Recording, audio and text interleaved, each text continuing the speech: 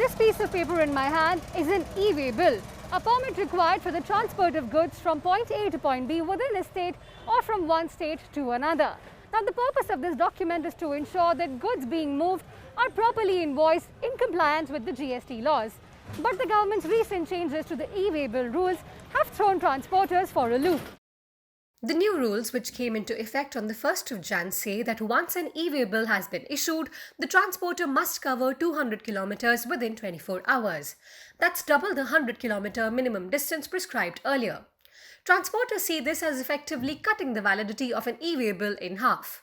They argue that this is impractical as they do not take ground realities of transportation into account. Traveling time given is 1 day, wherein for a hub and spoke model, there is a gestation period involved in terms of loading, unloading, consolidation, moving across to the hubs and then further going across to the delivery branch and then distribution. There is a no entry timings. So practical time that we get in any of the metro cities is between 11 to 4, which is 7 hours kind of working. 5-6 hours kind of working, wherein the goods have to be collected, distributed and delivered also. अब गाड़ी है, चलते चलते कहीं break down हो गई, tyre फट गया, फलका टूट गया, ब्रेक डाउन हो गया, पलटा मार गया और वो 24 घंटे में उस जगह से ही नहीं निकल पाया तो आगे क्या करेगा? Logistics firms add that failure to meet the minimum stipulated distance also results in hefty fines because penalties are calculated at 100% of the invoice value plus taxes or 200% of the taxation value of goods. This is crippling, they say, given that margins in terms of the value of goods range between 1.5 and 2%. Smaller transporters who do not have sophisticated IT systems or a large manpower have had trouble renewing e-way bills, and that is adding to the burden. तो squad जो team रखी है GST, उसने उस गाड़ी को पकड़ा, उसको देखा, हमने तो उस गाड़ी को पलट दिया, लेकिन उसको हमने तो एक्सटेंड नहीं कर पाते हैं।